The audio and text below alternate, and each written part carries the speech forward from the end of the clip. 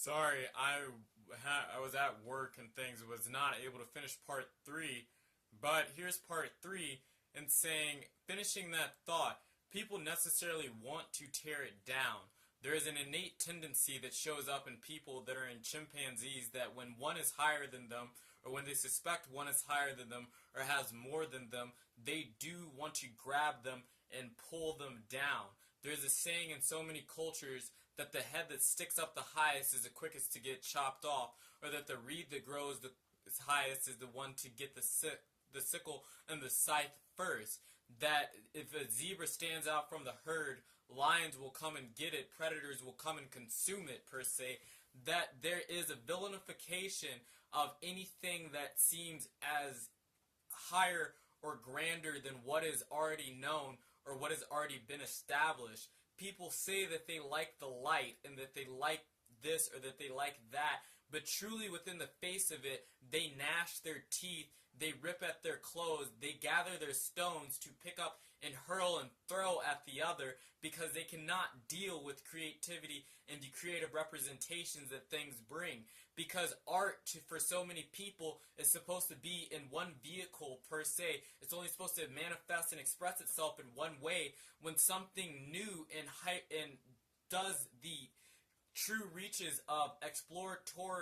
exploratory involvement and truly explores the depths and the reaches of something, they go and they pull up something that has not been seen before. And how many people do you know can cope with what they have not seen or experienced before? It is the exact thing that strikes up so much terror and horror, and why truly art and aesthetics can be a horrific experience for some people, because they do not want to be ridiculed, they do not want to be mocked, they do not want to be laughed at, they do not want chiding, they do not want to be hated per se. But the people that say that they appreciate and they like and they love genius are just as much hypocritical in their nature and their makeup as anyone who says that there is no such thing per se, and that people think of themselves this or think of themselves that, but they're all myths and we're essentially the same in one vein, in one collection per se. And that's not true, because creativity is not something, a highly creative individual is fundamentally rare. People want to dress themselves up in their robes and their garbs, as I've said before, but it is not a common occurrence per se. And any time these things emerge, there is this very real tendency for a wave-like phenomenon of the figure to be celebrated riding in the streets on a donkey, but in the very next week, on the very same day, to be held before the populace and put in captivity and freed for the criminal and crucified for things that which he did not do, but for the goodness that he brought and the salvation and salience that he brought to the world, or she brought to the world, in terms of Joan of Arc and many others who have been hung for the perdition and the hatred that exists in the eyes, the minds, and the hearts of so many that are part of the common populace and are too lazy or too comfortable with what they know per se to change and to do anything, and have a problem and want to give a certain eye of distrust, distaste, and envy at anyone who even sees the necessity to change things when things are not at complete disaster and terror already in its settings. That is the burden of creativity.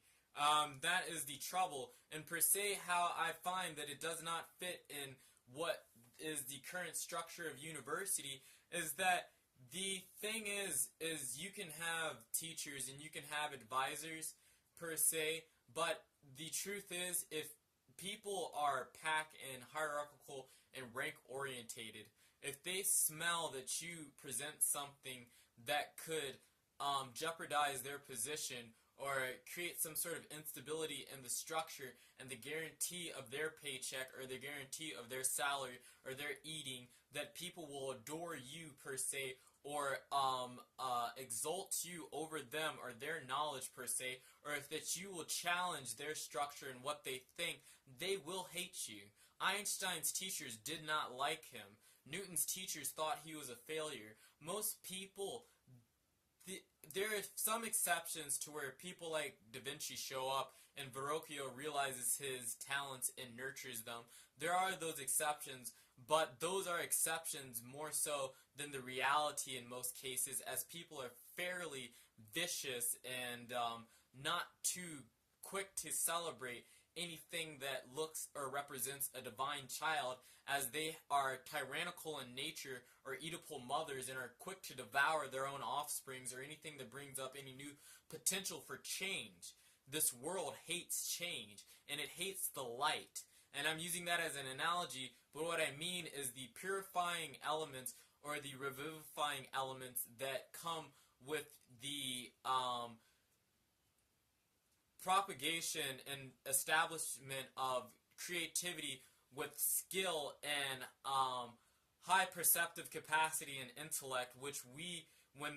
within the right time period with the proper constraints and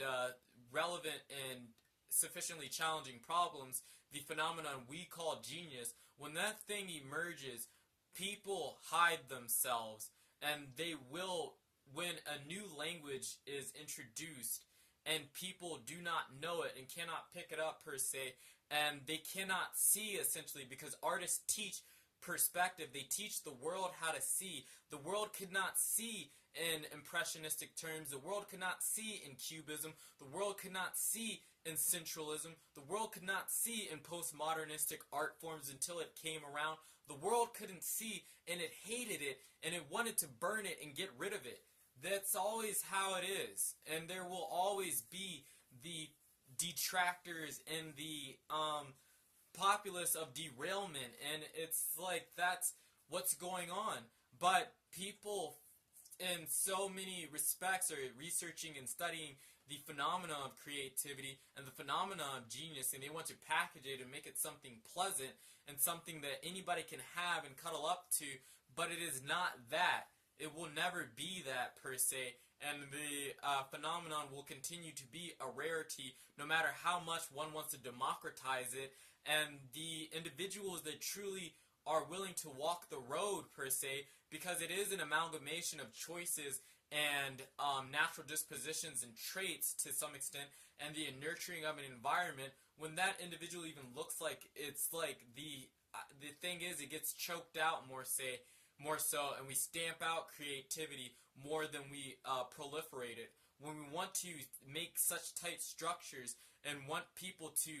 make stable and reproductive performances all the time, and we want them essentially to be good employees, or what we really mean is predictable employees, or people that get what we want and our will and adhere to our vision and the model of the person that we want, and we want them to ascribe to a certain mold and a makeup, we, at that very instance, we have distanced ourselves from creative phenomena. We have distanced ourselves from art in a sense of it being the exploratory element of life. The factor of novelty is something that is prized by only a certain small population of personalities, but really is the galvanizing and the salvational element to human existence, and it's been the thing, our tendency to continue to progress and to move past what we have known is the thing that has been the item and the agent which has created culture and established us in new veins. The preservation of it is one thing and is necessary, but it's so often in the historical sense, in the preservatory sense, and the thing of being adverse to risk and holding on to things is the very thing that wants to stamp out and get rid of the chaos and the uncertainty that comes with creativity. But mind you, employers are saying we want highly creative individuals. They don't want highly creative individuals. They want innovation now. That's what they want. They have a demand for innovation, but they don't want the individuals. They don't want artists. People don't love artists. People don't like artists. And artists come in many different shapes and form, and it doesn't mean you necessarily have to have a brush in your hand or write sonnets or poems or anything. Art is the exploration of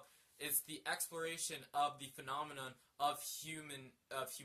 or of being human, and our relation to perception and the way we understand reality. It is creating a lens in which for us to see and view the world in a new manner and playing around with the conceptions and the notions that we already know and turning them on their head to see what can emerge from those structures. You can do that in music, but you can do that in mathematics, you can do that in science, you can do that in a many number of settings. You can't do that as an accountant, you can't do that as a lawyer. Nobody wants a creative accountant because that's widely associated with crimes per se. The thing is that so much of what makes the world up and what runs it is a complete disavowal and washing out of the creative elements, and it's our tendency to subjugate nature and whatever it is that does not lend itself necessarily at the first hand to our will and our volition, which is something that some personality types are guilty of, very much so than others. Then we have to go on a witch hunt per se, or we have to make them the rebel rousers or the outliers or the whatever, what have you. Just that I'm finding more and more so that creativity, people say things about it and they romanticize certain aspects of geniuses and highly creative figures per se, but when it shows up, and I don't mean to say that I'm a genius or that all highly creative people are geniuses per se, but or NPs necessarily or NTJs are necessarily, but very really that people that are high in openness are a different kind of person and are a smaller percentile of the population and are largely misunderstood and marginalized by the greater constituency and are not appreciated for the gifts that they bring until 2 years after their death, when people can finally see and take, and essentially the scales fall from their eyes to realize what it is this individual has accomplished and done and brought to humanity in the greater sense. But I digress, and that's on learning and creativity. Per se, that creativity does not fit in the bureaucratic structure of academia or the learning environment, not necessarily for reasons insofar as academia and within a movement and a mindset isn't trying to select for more creative individuals and for